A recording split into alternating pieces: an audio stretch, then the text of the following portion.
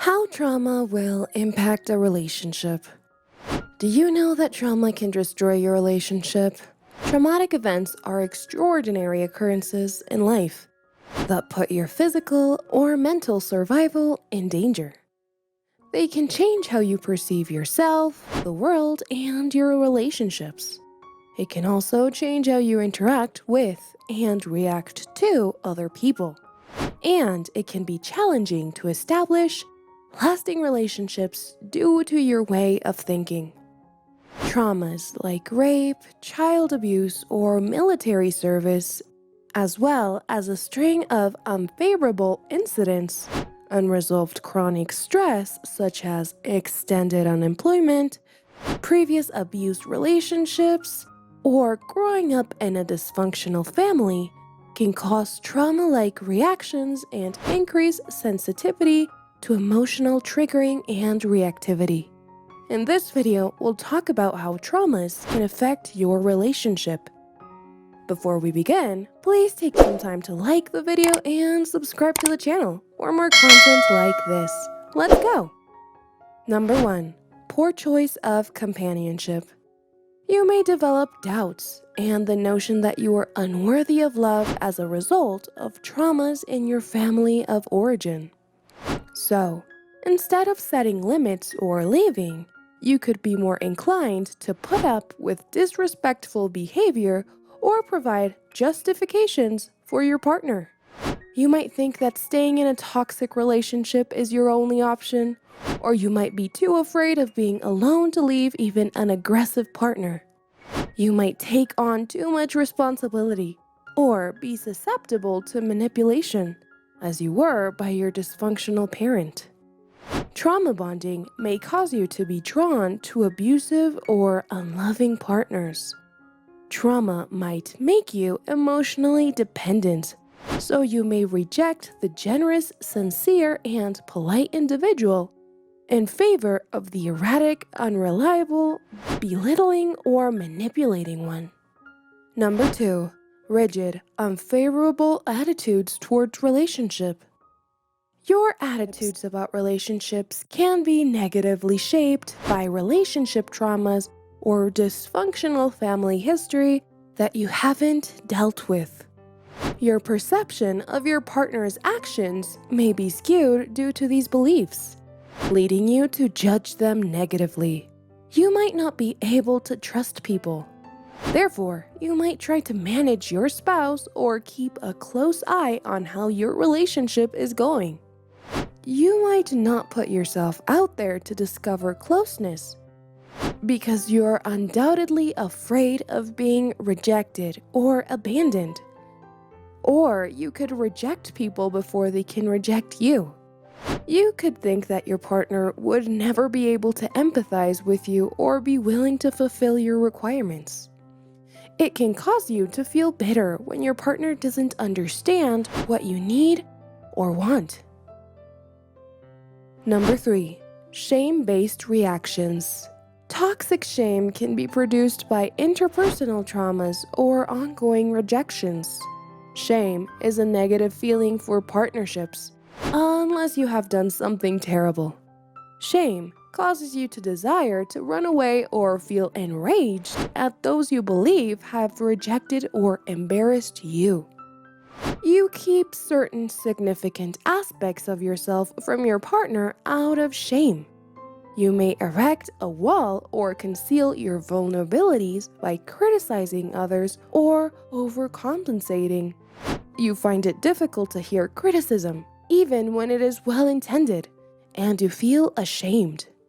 Because you don't want to have your weaknesses revealed, you will probably react defensively. You desire to give up on relationships rather than fight for them when you're ashamed. You might use compulsive or addictive habits and self-medication for your guilt. You might overindulge in alcohol or drugs, engage in excessive shopping, sexually inappropriate behavior, or become a workaholic. These tendencies prevent you from being accessible to a relationship since they make you put your preferred drug or activity above your spouse's requirements and feelings. Number 4. Hopelessness. Trauma can also cause a person to feel hopeless. If you can feel like nothing good will ever come after a catastrophic event or significant loss, even though most people with the glass half empty view or attitude don't enjoy feeling this way, you can catch yourself having little hope before a date or a new relationship.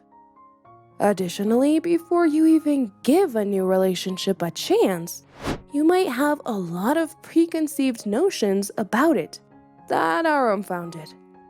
Making broad assumptions about the character of another person, e.g., all women/men are a scam, it will never work out, having low expectations for a date or relationship, being unable to envision or even consider what a future with another person might be like, and struggling to feel any positive emotions while on a date or with a partner are also signs that something is wrong.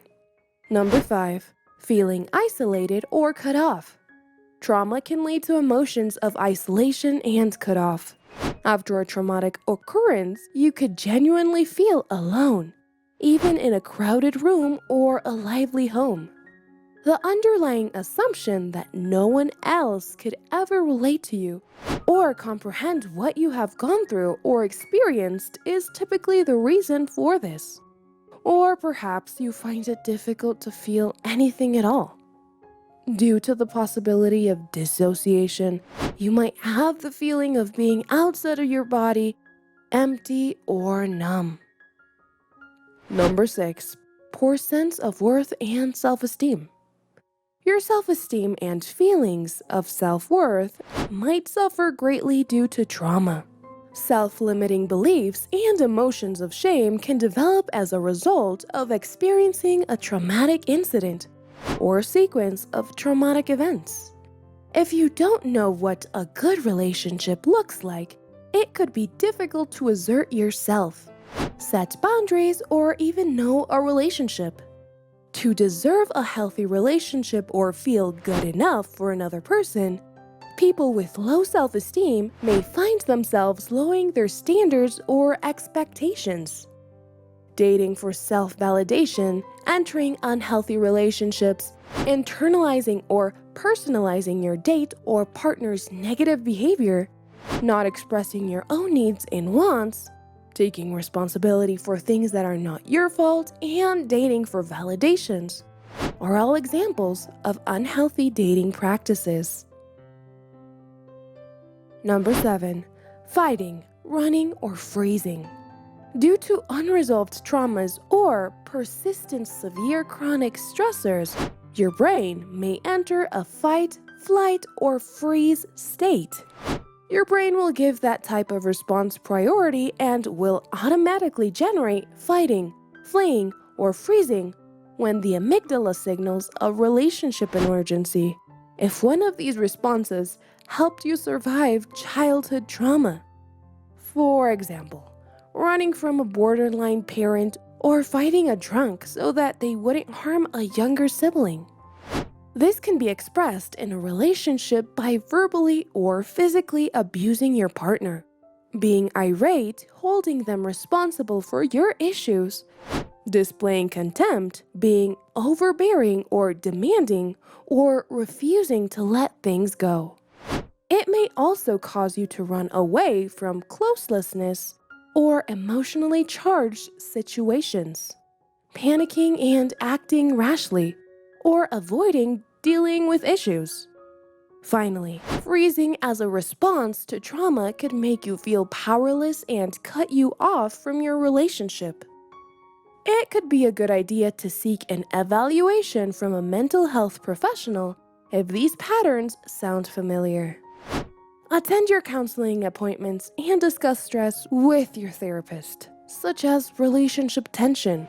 Your therapist must know your stressors for the greatest, most thorough care. Additional stresses may slow healing and prolong the duration of symptoms. If you appreciate watching videos like this, subscribe to our channel for updates and drop a like so that you won't miss our upcoming videos.